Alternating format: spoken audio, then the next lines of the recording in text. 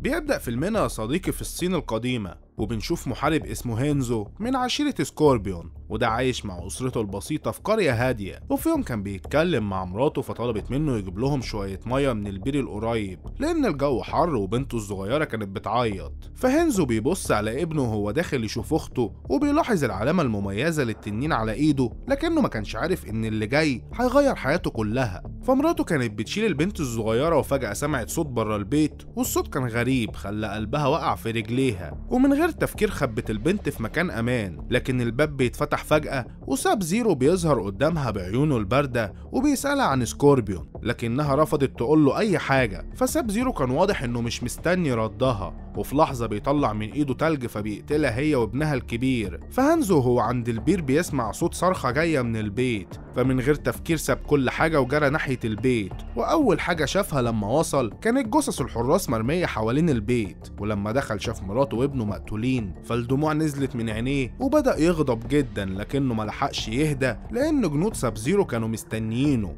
الجزء الأول من الجنود هجم عليه، لكنه استخدم مهاراته القتالية وسلاحه المميز، وده سلاح مربوط بحبل قوي، وخلص عليهم واحد ورا التاني لأن مهاراته كانت خرافية وكأنها خارجة من الأساطير. وبعد ما قضى على أول مجموعة شاف ساب زيرو أخيرا فقرر يواجهه، والمعركة ما بينهم كانت شرسة، وهانزو هجم بسلاحه ونجح يعوره في وشه، لكن ساب زيرو كان قوي هو كمان. والمعركة استمرت لفترة طويلة وكل ضربة كان ليها تمنها، لكن في النهاية قدر يديله طعنة قوية في صدره. لكن هانزو كان مصمم يكمل علشان ينتقم لأسرته، لكن بيطعنه مرة تانية وسابه ينزف وهو بيقول له ما تنساش الوش ده. فوقع على الأرض، لكنه كان لسه بيحاول يزحف ناحية بنته الصغيرة اللي كانت مستخبية، لكنه ما قدرش يكمل واستسلم للموت. وفي لحظة جثته اختفت تماما. وبعد شوية تشانج تسونج وصل للمكان ولقى سلاح هينزو مرمي والبنت الصغيرة لسه مستخبية، واخدها معاه وراح بيها المكان مجهول. والزمن عدى والقصص عن هانزو وعيلته بقت جزء من الاساطير. وفي الوقت ده الارض كانت بتخسر معارك قتالية ضد عوالم تانية، والنبوة قالت ان واحد من نسل سكوربيون لسه عايش، وانه الوحيد اللي يقدر يوحد الفريق ويقاتل لحماية الكوكب.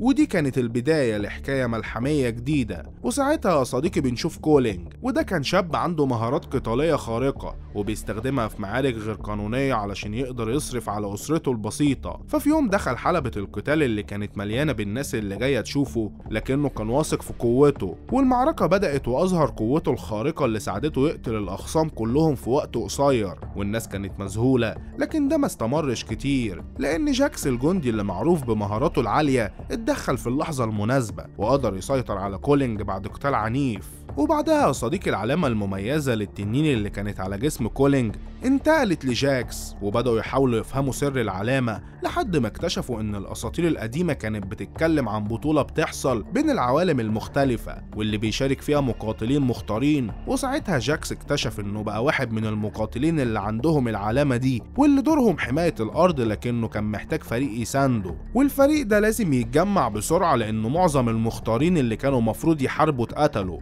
وخلال البحث عن المختارين جاكس شاف رؤية غريبة فيها صورة سكوربيون اللي ظهر فجأة في عقله، وفريق جاكس بيقابل كينو، وده كان واحد من المرتزقة وأعضاء عشيرة التنين الأسود، وكان شخص خطير شغال كقاتل مأجور وتاجر سلاح ومهرب وكل حاجة ممكن تتخيلها. المشكلة بقى إن كينو كان عنده العلامة المميزة للتنين بعد ما قتل اللي كان معاه العلامة قبله. وسونيا اللي كانت بتساعد جاكس في المهمة يا صديقي قررت تواجه كينو في لحظة غضب وضربته علشان تخليه يبطل استفزاز. لكن الحوار ما بينهم اتغير لما كولينج سألها عن العلامة بتاعتها، وهي بكل بساطة اعترفت انها ما عندهاش العلامة، لكنها كانت مفكرة انها جزء من الفريق بسبب مهاراتها واصرارها. وفجأة النور قطع والسقف بدأ يسيح وظهر كائن غريب، والكائن ده كان شبه سحلية عملاقة بتنزل سائل من بقها. والهجوم بدأ بشكل قوي، والكائن الغريب ضرب كولينج وهاجم كينو، وسونيا حاولت تدافع بالنار لكنها ما قدرتش تمنعه. والكائن خربش كينو في وشه، وسونيا رمت عليه خناجر وواحد منهم جرح رجل كينو. لكن الكائن كان سريع وطلع للسقف وحاول يهاجمهم من جديد، والكائن ده كان بيستغل السائل اللي بينزل من بقه علشان يسيح اي حاجة في طريقه. وفي اللحظة دي كولينج بدأ يستخدم ذكائه وقرر يستغل السائل لمصلحته، وقدر يسيح الكلبشات وحرر نفسه. بعد كده هاجم الكائن بخنجر، ونجح انه يغرس أداة تعقب في ظهره علشان يكشف مكانه، لأن الكائن كان مخفي طول الوقت. وفي النهاية الكائن ظهر قدامهم وبدأت المعركة الحقيقية، وكولينج وسونيا وكينو اضطروا يتعاونوا لأول مرة علشان يهزموه، وكل واحد استخدم مهاراته بطريقة مختلفة.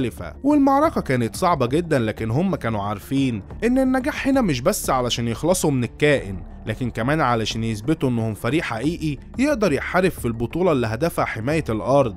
وبعدها كينو بيلاقي نفسه قدام سحلية عملاقة بتهاجمه بلسانها الطويل اللي بيسحب كل حاجة قدامه، لكن سونيا بتنط في اللحظة الأخيرة وكولينج بيحدف لها سلاح بسرعة علشان تقدر تدافع عن نفسها، وبتستخدم السلاح وبتضرب السحلية، لكن الوحش بيهجم عليها وبيخبطها. وفي اللحظة دي كينو بيتدخل وبيضرب الوحش بخنجر في قلبه، وبعدها بيعمل حاجة مرعبة، بيطلع قلب السحلية بإيده وبينهي حياتها تماما.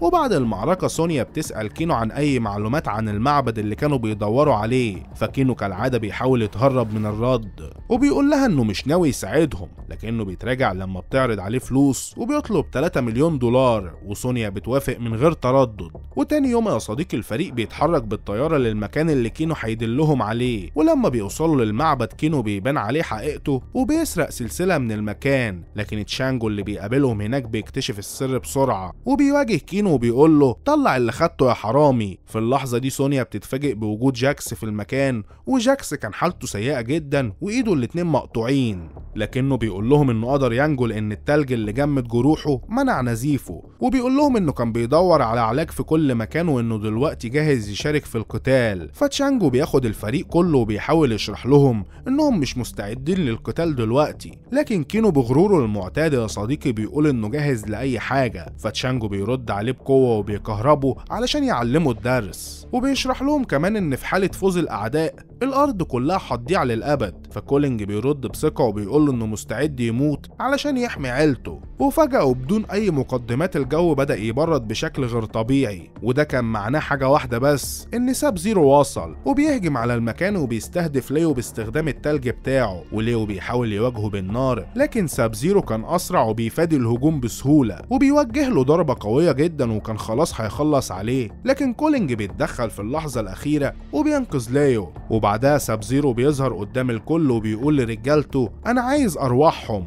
والامور بتتوتر اكتر لما تشانجو بيقف قدام رايدن وبيقول له اللي بتعمله ده مخالف لقوانين البطوله، لكن رايدن بيرد عليه بسخريه وبيقول له هم دول الابطال اللي انت معتمد عليهم. في اللحظه دي رجاله ساب زيرو بيستعدوا للهجوم وبيبان ان المعركه الحقيقيه لسه ما بداتش. وقتها تشانج بيعمل حاجز باستخدام السولوجان بتاعه وبيقول لساب زيرو ان الحاجز ده مش هيستحمل كتير لكنه هيكسب لهم شويه وقت. وبعد ما الوضع بيهدى شويه تشانج بياخدهم علشان يبداوا تدريباتهم وبيعرفهم ان قوتهم الحقيقيه موجوده جواهم وانهم لازم يكتشفوها بنفسهم علشان يقدروا يستخدموها وقت القتال. لكن في اللحظه دي سونيا بتتفاجئ لما بيعرفوها ان ما عندهاش علامه التنين وبالتالي مش هتقدر تشارك معاهم في اي قتال، والموضوع ده بيضايقها جدا طبعا وبتقرر تبعد عن التدريبات وبتروح لجاكس اللي كان لسه بيتعود على الدراعين الصناعيين اللي اتعملوا له من الفولاذ. وفي نفس الوقت كولينج بيبدا تدريباته مع كونج والقتال كان عنيف وكونج بيستخدم الطاقيه بتاعته كسلاح وبيضرب كولينج بيها، لكن كولينج كان بيعافر من ناحيه تانية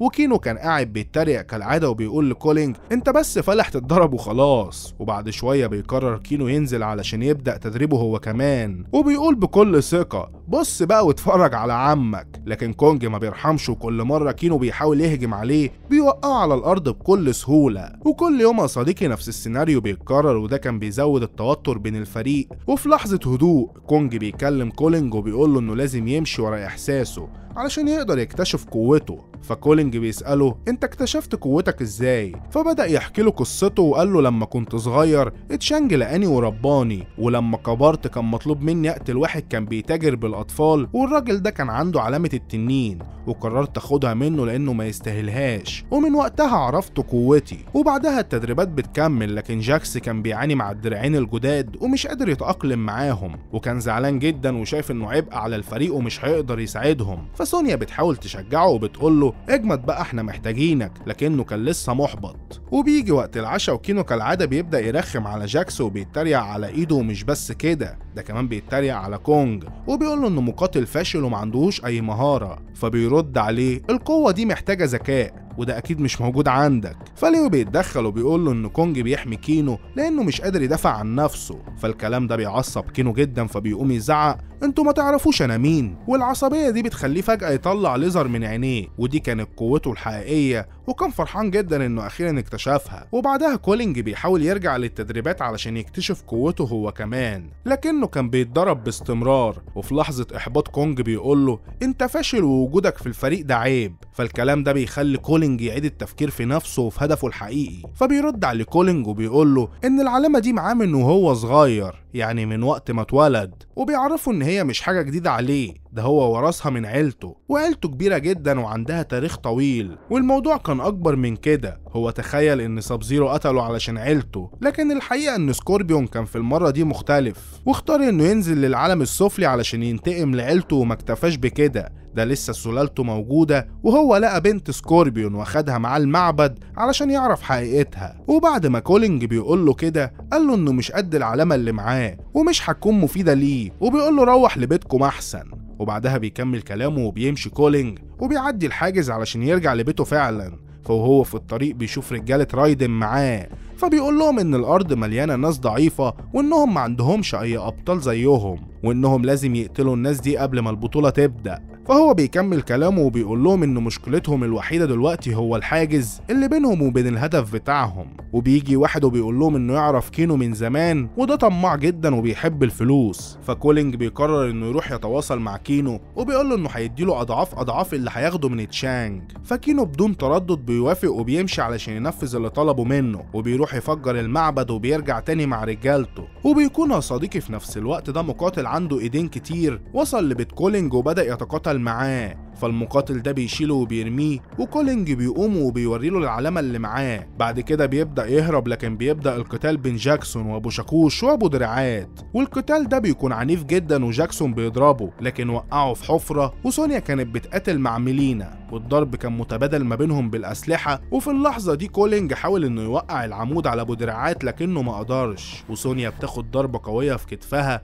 وميلينا قبل ما تقتلها بتدوق دمها وبتعرف انها مش من المختارين، فقررت تسيبها وتمشي. وكينو بيظهر في اللحظة دي وعاوز ينتقم من سونيا، فبيرميها في الحفرة جنب جاكسون، وبعدين بيوقع الدراع التمثال عليهم باستخدام الليزر. وكونج كان بيحاول يساعدهم لكنه مش قادر، وناتورا بتيجي وبتهجم عليه، وكلهم كانوا في معركة عنيفة جدا. وبعدها الطاقية بتلف زي المنشار وبتروح ناحيته وبتشقه نصين. وبعدها ابو دراعات كان ماسك كولينج من رقبته وكان ناوي يفصلها عن جسمه، فمراته لحقته في اللحظة الأخيرة وضربت ابو دراعات بالفاس على ظهره. وبعدها راحت تستخبى في العربية وهو حاول يكسرها عليها لما شافها. فالحظاظة بتاعته اتحولت لبدلة ذهبية وراح على ابو دراعات وبدأ يضربه، والضربة كانت قوية جدا لدرجة ان القوة دي اتخزنت في البدلة. وبعدين كولينج رجع له تاني ومسكه من دراعه ووقعه على الارض. فابو دراعات قام وضربه وهو كان بيخزن في البدلة القوة بتاعت الضربات دي. وفي لحظة كولينج ضربه ضربة قوية جدا، والضربة دي اتحولت لأسلحة، وفضل يعور في ابو دراعات وقطع ايديه، وفي النهاية خلص عليه وشقه نصين. وفي الوقت ده جاكس فاق وحاول يشيل الطوب اللي كان فوق سونيا، وكان الموضوع صعب جدا،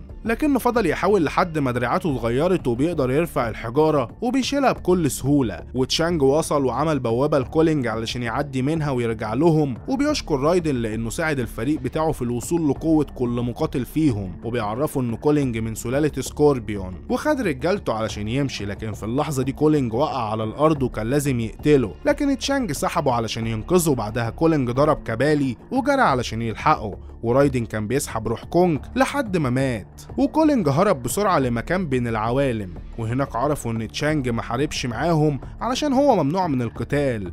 فقال له كولينج ان الموضوع لسه ما انتهاش، فرد عليه وقال له انه هيطلع سلاحه. وبعد كده عرفهم ان الدم اللي عليه ده دم جده، وقال لهم علشان يحرروه لازم يقتلوا ساب زيرو. وتشانج جهز خطة للانتقام وبدأ ينقل كل واحد من العدو لواحد منهم. فودى ابو شاكوش لجاكس، وسونيا وكولينج كمان، وجاكس بدأ يضرب ابو شاكوش وبدأ ياخد منه الشاكوش بتاعه، وفضل يضربه بيه لحد ما قتله، وفي النهاية فجر دماغه. وسونيا كانت بتضرب في كينو من تحت الارض، وطلعت علشان تضربه بإزازة في عينيه علشان تبوظ الليزر بتاعه، فكينو ضربها لكنهم وقعوا بره البيت. فسونيا مسكت تمثال كبير وضربته في وشه، ووقتها العلامة راحت لها، وليو كان بيضرب كبال برجليه ووقعه في رمال متحركة، وبعدها قدر يعمل تنين من نار وقتله. ولينا كانت بتهجم تغير مكانها بسرعة، ووصلت في الوقت ده سونيا وضربتها بقوتها الخارقة وقتلتها. ومرات كولينج كانت بتجهز شنطتها لما وصل ساب زيرو، وراح على كولينج وخلاه يشوف الحظاظة بتاعت بنته، فكولينج جرى وراه، لكن لما وصل لقى مراته متجمدة،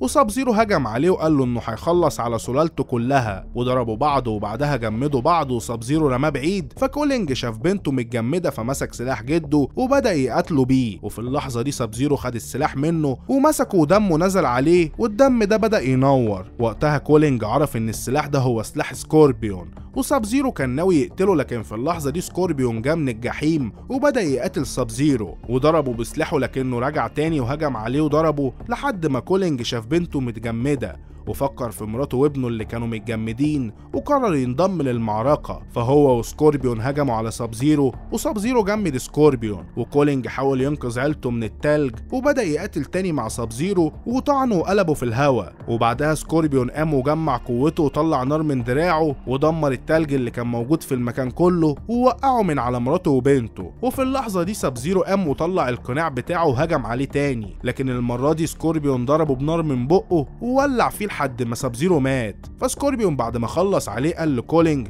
انه هيساعده في حماية سلالته، وبعدها اختفى ووصل باقي الفريق وقال لهم ان الموضوع لسه ما انتهاش والحرب لسه مكمله، والمره اللي جايه هيجيب جيش كامل. وكولينج واصحابه عرفوا انهم لازم يجمعوا باقي الفريق علشان يستعدوا للحرب اللي جايه. والقصه يا صديقي لسه مستمره وفي كتير جاي بعد كده. وفي اخر لحظه قال الشخص اللي بيحكي القصه: لو ساب زيرو جمدك علشان ما تعملش لايك او سبسكرايب، هستخدم قوه سكوربيون وافك التجميد ده، فما تنساش تعمل لي اللايك الجميل. وبس كده يا صديقي، اشوفك في ملخص تاني. سلام.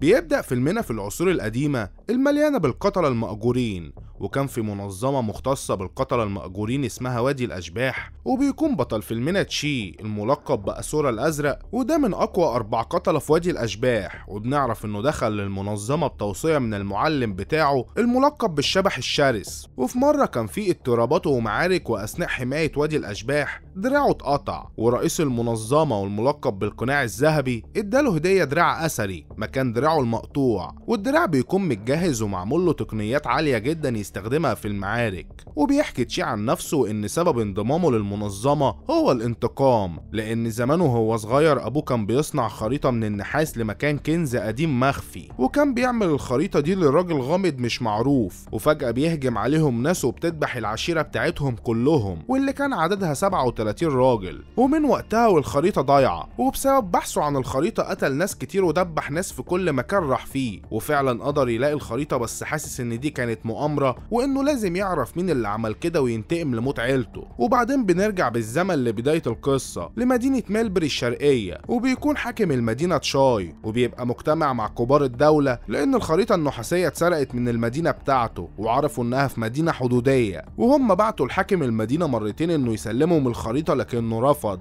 وبيعرض عليه الامير تشاي انهم يهجموا على المدينة ويسترجعوا الخريطة. بس قائد الحرس جه وبيبلغ الحاكم انه مستعد يروح بنفسه للمدينة ويدي رشوة للحاكم جو، لانه معروف عنه الطمع وبيحب الفلوس وهيقدر يسترجع الخريطة، فبيوافق طبعا. وبنروح بعدها لمدينة باجودا الجنوبية اللي بيكون الحاكم بتاعها مينج تشو ومراته هو، وبتعرفوا ان حاكم مدينة ميلبري الشرقية هيبعت شخص اسمه جاو ملقب بالذئب الصامت لمدينة حدودية علشان يرجع خريطة الكنز، وبتعرفوا انه شخص مش سهل وقوي جدا، وهي هتتكفل بقتله وتجيب الخريطة ليه بأي شكل من الأشكال. وبيروح الأمير تشاي لوادي الأشباح وبيتفق مع القناع الذهبي إنه يرجع خريطة الكنز ويقتل جاو، وبيوافق طبعا لانه عرفه انه هيردله الجميل ويقف جنبه لو احتاجه. وبعدين بيستدعي الشبح الشرس وبيعرفه انه مطلوب منهم مهمة استرجاع الخريطة وكمان يقتلوا جاو، وعرفه انه هيعلن عن الشخص اللي هيقوم بالمهمة دي بكرة في مهرجان الفانوس الربيعي، وبيأكد عليه ما يعرفش تلميذه اللي هو تشي. وتاني يوم بالليل في الاحتفال بيروح تشي للمعلم بتاعه وبيعرفه ان القائد بتاعهم هيبعت شخص للمهمة وبيطلب منه يديله فرصة يروح. فرد عليه معلمه وعرفه انهم هيعلنوا اسم الشخص ده دلوقتي في المهرجان، فهم قاعدين فعلا بيتم اعلان اسم شبح الجبل ان هو اللي هينفذ المهمة. وساعتها اتضايق جدا وقرر يمشي من الوادي ويروح بنفسه علشان ينفذ الانتقام بتاعه ويعرف مين اللي قتل عيلته. وبيروح على المدينة اللي بيحكمها جول اللي معاه الخريطة، وبيكون قاعد معاه جاو وبيعرض عليه 100 قطعة ذهبية ويرجع الخريطة. وفجأة بيبدأ الاحتفال وبيدخل شبح الجبل متنكر هو والجنود اللي معاه في فريق الاستعراض علشان يرقصوا بالتنين ومحدش يعرفهم، وبيبدأوا يزرعوا متفجرات من غير ما حد يشوفهم أثناء الرقص. وبيقربوا منهم وفجأة بيهجم عليهم بالتنين وبيبخ عليهم نار من بقه، والقنابل بدأت تتفجر في كل مكان. وشبح الجبل استغل الفرصة وهجم عليهم بالسيف، وكان هيموت الحاكم بس جاو منعه ودخل معاه في قتال بالسيوف وقتل واحد منهم. وبسرعة دخل تشي في القتال وحاول يقتله، بس هو كان محترف وقدر يصد الضربة، وأمر الجنود اللي معاه تدور على الخريطة وهو هيقتله. وبحركة سريعة قدر يضربه ووقعه في الأرض، فوقعت منه كرة بيضاوية فأخدها تشي بسرعة، ولكن فجأة اتحدف عليه سيف كان هيقتله لكنه قدر يتصدى ليه بسرعة. وظهرت مجموعة تانية وكانوا محترفين جدا وقدروا يضربوه ضربات قوية جدا، وكمان واحد منهم دبح شبح الجبل وحاول يهرب منهم بس ما كانش عارف، لكن هو كان ذكي جدا وقدر يخدعهم بالتنين علشان يهرب، وفعلا هرب منهم. وبالليل بيروح جول بيت الرقاصة مينج وبيكون مستنيها في اوضته، واول ما بيحضنها بتطلع ابره فيها سم وبتموته وبتاخد الخريطه. وبيدخل عليها تشي وبيطلب منها تقلع القناع وبيعرفها انه من الوادي، وبياخد منها الخريطه. وفجاه بيوصل القائد الابيض وبيموت كل الحراس اللي في الخارج، وبيطلب منه يسلم الخريطه ويرجع معاه للوادي فورا لانه خالف القواعد، وبسببه مات 5 من الجنود. بس هو قدر يخدعه واخد البنت وهرب. والحراس كانت وصلت وبتدور عليهم، فوهو في الطريق قابل المعلم بتاعه وعرفه ان القائد القناع الذهبي اصدر قرار انه خايل للوادي وفورا طلع الكرة البيضاوية اللي خدها، وعرفه ان في سر في اللؤلؤة وهو لازم يعرفه. بس المعلم بتاعه بيعرفه انه مفروض يقبض عليه، وهو محتار يخون قلبه لانه بيحبه او يخون الوادي، فقرر انه يدخل معاه في قتال تمثيلي علشان يديله فرصة يهرب. وامره ياخد البنت معاه وبيجرحه في دراعه علشان يبان انه قتال حقيقي، وهو قدر يهرب منه. وعرفه ان المقاتل اللي هيدور عليه التاني هو القاضي الاسود وحذره منه. بعدين بيروح يقعدوا في فندق وبيفتح الرسالة اللي كانت معاه علشان يعرف المكان اللي هتوصل ليه الخريطة، وبيكون مكتوب عنوان فندق سرادق الآلهة الثمانية في الديوان، وبيسأله عن اسمها فبتقول له تشين، وبيسألها ازاي انضمت للوادي فبتعرفه ان ابوها اتخلى عنها وهي صغيرة والوادي انقذ حياتها،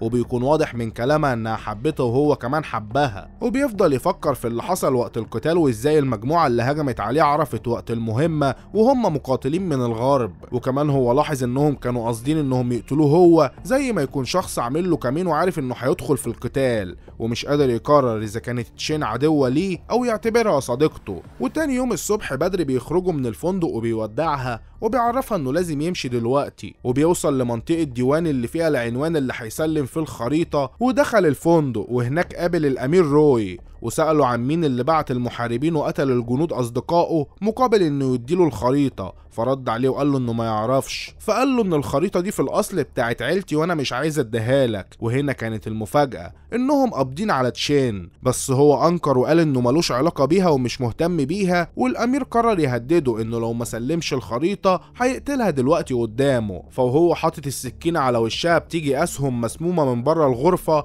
وبتوقع الحراس وبتموتهم بسرعة جدا، والامير بياخد سهم في راسه فبيموت فورا. وبيجري تشي عليها وبيطلب منها تقعد ما تتحركش لو عايزة تعيش لانه عارف الضربات دي جاية من مين. ولما بتسأله بيعرفها ان ده القاضي الاسود، وبيتكلم معاه وبيعرفه انه لسه عنده فرصة يرجع معاه الوادي ويسلمه الخريطة، لكن هو طبعا رفض وقرر يدخل معاه في قتال وطلب منها ما يتدخلش ما بينهم. وقبل ما يتقاتلوا مع بعض سمع صوت جنود بره المكان، وكان عددهم كبير اكتر من 300 جندي، والقاضي الاسود قال له ان في اكتر من طرف عرف ان الخريطة معاه، وساعتها عرفوا انهم جنود باجودا الجنوبية وتحت قيادة هو اللي طلبت من الحراس يقبضوا عليهم احياء، وعرض عليه تشي انهم يقاتلوا مع بعض ضد الجنود لانهم بكده عايزين يشوهوا سمعة الوادي، وهو مش هيسمح بكده فبيوافق طبعا. واول لما الجنود دخلوا الفندق بدأ القتال، والقاضي الاسود اتكفل بيهم لوحده وكان بيضربهم بكل سهولة وبسرعة جدا، وخصوصا انه بيستعمل المظلة بتاعته الخارقة وكان بيموتهم واحد واحد بكل سهولة. وهجمت عليهم مجموعة تانية وحدفت عليهم قنابل غاز، وتشي اتقاتل معاهم بذكاء اكبر واستعمل التماثيل في القتال كخدعة، وكانوا هما الاتنين بيتقاتلوا مع الجنود بايديهم وتغلبوا عليهم كالعادة. لكن الجنود في الخارج اتضايقوا جدا وضربوا عليهم سهام كبيرة جدا واخترقت كل جدران البيت علشان يجروه بالاحصنة ويهدموا البيت عليهم. ساعتها طلب القاضي الاسود منه ياخد البنت ويهرب من المكان، بس هو بيرفض وبيدخل في قتال مع الجنود، لكن الجنود بيقدروا يمسكوا تشين وبيسلم نفسه ليهم.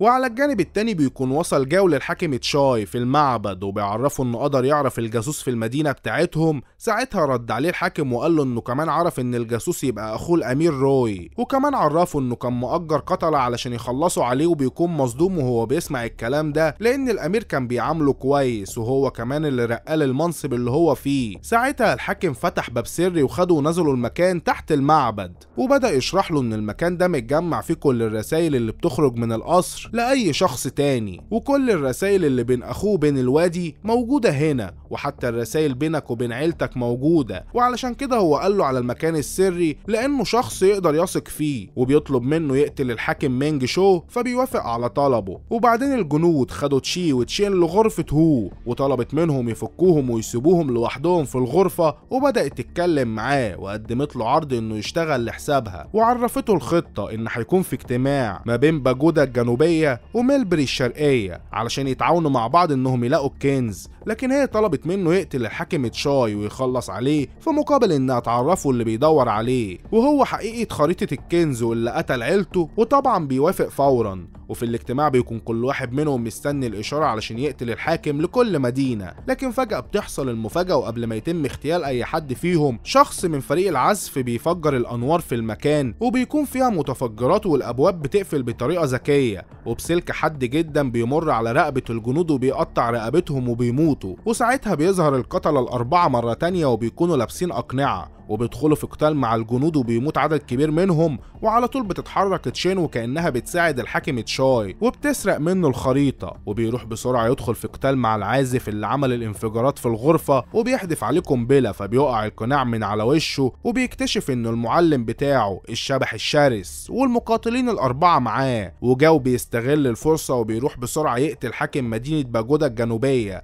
من غير ما حد يشوفه، وبتيجي مراته بتجري عليه وبتكون مصدومة وبتبكي. وبالليل بتتنكر تشين وبتلبس ماسك شبه هو وبتروح لغرفة جاو وبتعرفه ان مفيش حد شافها وهي جاية، ولما بيطمن بيتكلم معاها براحته وبيتأسف لها على موت حاكم المدينة لانه وعدها انه مش هيقتله. وهنا بيكتشف تشاي اللي كان مراقبهم من فوق البيت انهم مع بعض ومتفقين على كل حاجة، وكمان فكرة انه يعمل خريطة الكنز غير موجودة علشان كل المدن والبلاد يتأمروا على بعض ويدخلوا مع بعض في حروب لسنوات كتيرة. وبتسأله ليه وادي الأشباح كان بيحاول يقتلك ودلوقتي بقى بينفذ اوامرك، فبيستغرب من سؤالها وبيشك انها مش هو، بس مش بيبين لها اي حاجة، وبيسألها عن اخر سؤال سألته ليه قبل ما ينفصلوا عن بعض من 13 سنة لما قالت له في المستقبل لو قدامك خيارين انا او العالم، وكان جوابه هختارك انتي، بس هو كان ذكي وسألها ايه كان ردك بعدها، فجاوبته انها هتكون سعيدة جدا. وهنا اتأكد ان شكه طلع صح ودي مش هو، لان من 13 سنة ما جاوبتش على سؤاله وسابته ومشت. وجاوبها على سؤالها عن وادي الأشباح وعرفها ان الحاكم تشاي معاه مرسوم سري لخططهم الحقيقية، وبيتحرك بسرعة وبيروح للحاكم اللي بيكون مستنيه، وقبل ما يتكلم بيجي من وراه القائد جاو وبيكون معاه سلاح، وبيسأله تشاي انت أجرت قتلة من الوادي علشان يقتلوا مينج تشو واديتهم الأمر، عايز أعرف ايه علاقتك بيهم. ساعتها بيطلب جو من الحاكم يديله الفرشة الخاصة بالكتابة، وأول لما مسكه في إيده رشقه في رقبة الحاكم، فوهو بيموت بيعرفه إن هو اللي عمل الخطة الخطة دي كلها، وحتى الرسائل اللي كان بيكتبها لمراته كانت علشان يخليه يثق فيه، لانه عارف انه بيتجسس عليه وخلص عليه. وعلى طول عرفوا تشاي السبب الحقيقي انه سابه عايش لحد دلوقتي، لانه هيكون كبش فدا ويورطه في كل ده، وضرب عليه سهم ونادى بصوت عالي على الحراس ان في قاتل مأجور في المكان عايز يقتل الحاكم. وساعتها افتكر كلام المعلم بتاعه لما قال له ان في شخص عايز يوقعهم في بعض، وطلب منه يقابله في مسرح الغرفة الحمراء. وفعلا بيكون المعلم بتاعه مستنيه، وبيظهر فجأة المقاتلين الأربعة وبيكون جايين علشان يقتلوا المعلم، وبيدخلوا معاه في قتال بالسيوف، وبيحاول بكل قوته يصد ضرباتهم، لكن هم كانوا محترفين وأقوياء جدا وبيضربوا أكتر من ضربة بالسيوف وبيتصاب إصابات كتيرة. وقبل ما يموت بيظهر القناع الذهبي، وبيكون مصدوم المعلم إن المقاتلين دول معاه وهو ورا اللي بيحصل ده كله، وبيشوف معاه السبحة بتاع الجاو وبيشكره على تضحياته على مر السنين للوادي. وبيطلب منه المعلم طلب أخير، والطلب إنه يموته بسيفه تكريما ليه. وفعلا بياخد سيفه وبيغرسه في صدره، وساعتها المعلم بياخد قطعة من السبحة وبيقع في الأرض. وبعد شوية يا صديقي بيجي تشاي، وبيكون المعلم بتاعه بيطلع في الروح وبيعرفه ان اللي قتله القناع الذهبي، وبيديله السبحة وبيقوله انه معاه سبحة جاو وبيموت. وبعد فترة من الزمن بيستلم جاو حكم مدينة ميلبري الشرقية، وبيبعت رسالة لهو وبيبارك لها انهم اخيرا قدروا يحققوا حلمهم، وبيكون المدينتين تحت حكمهم وسيطروا عليهم بعد فترة كبيرة. وبيروح لباجودا الجنوبية علشان يقسم بالولاء للحاكم الجديد ابنها، وابن مينج تشول هو موته. وعلشان هي ما بقتش تثق فيه امرته يقول القسم ويحكم على نفسه فيه انه يفضل تحت طوع الحاكم الجديد وما يخونهوش، وفعلا اقسم بالولاء. وقبل ما يسلموا الحاكم الجديد الختم العسكري بيحصل انفجار في الخارج، وبيقول الجندي ان القتلة المأجورين هجموا عليهم، وبيأمر الوزراء والجنود تحمي الحاكم الشاب، وبيخرج بره الغرفة وبيقفل الباب علشان يحميهم. وبيبلغ جندي انهم دمروا مخزن الاسلحة بتاعتهم، وبتحصل انفجارات في كل مكان. وكان في شخص بينادي بصوت عالي ان جاو اتمرد على الحاكم الجديد،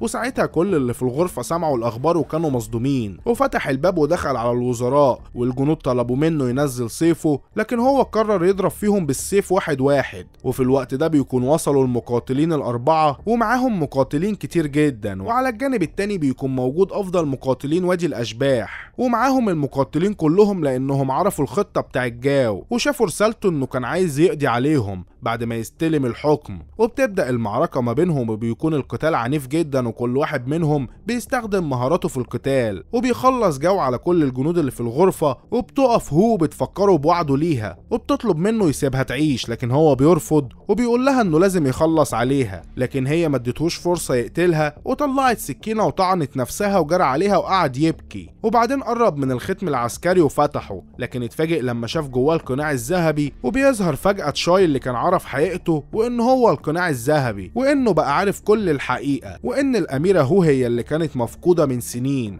وان هو اللي كلف عيلته تعمل خريطة الكنز مش حقيقي ومش موجود علشان يعمل حرب بين مدينة ميلبري الشرقية وباجودا الجنوبية، وانه عمل كل ده علشان يطلعوا خاين للوادي ويكون كبش فدا ومحدش يعرف حقيقته، وطول الوقت يكون مطارد من مقاتلين الوادي ويبعد الشكوك عنه. وبعد لما يقتل حكام المدينتين ويستلم الخاتم العسكري، يهجم على الوادي ويقتل كل اللي فيه علشان ما يكونش في دليل ضده، وبعد كده يحكم المدينتين كلهم لوحده. وهنا قرر ينتقم منه علشان اللي عمله في المعلم بتاعه وكل اصدقائه في الوادي، وهجموا على بعض، بس جاو كان قوي جدا وضربه ضربة قوية جدا وراح لبعيد، وقام حدف عليه اسهم، بس هو كان سريع جدا وصدها بالبدلة اللي لابسها اللي كان فيها اجنحة متطورة جدا، وبدأوا يتقاتلوا مع بعض بالسيوف، وقدر جاو يوقع منه السيف، واول ما قرب منه اتحرك بسرعة وبدأ يحدف عليه كل حاجة في الغرفة، وخد سيفه من تاني ودخلوا القفص الحديد وقفلوا على نفسهم البوابات، وبدأوا الطحن في بعض. وهجم عليه جاو بكل قوته وبالأجنحة بتاعته اللي كانت حادة جدا، بيحاول يقتله بيها، بس تشاي كان سريع جدا وبيتحرك في كل مكان، لكن للأسف اتصاب واتعصب جدا وضربه لكمة قوية جدا خدته وخلعت البوابة وطلع بره القفص. وعلى الجانب التاني جنود الوادي كانت بتخلص على الجنود بتاعت جاو وبتموت فيهم واحد ورا التاني، وبخدعة سريعة جدا ضربه بجناحه اللي كان فيه سيف ورشق في كتفه، وسحبه بسرعة جدا اللي عنده وغرس السيف التاني في بطنه، وقبل ما يقتله حط ايده على البدلة بتاعته وقفل الآلة اللي فيها، ودمره وضرب كل الأسهم اللي في الأجنحة وخلاه متعلق في الحيطة. ولسه جاو هيضربه بالسيف طلع الخريطة وخلاها حادة جدا وضربوا بيها في عينه وعماه،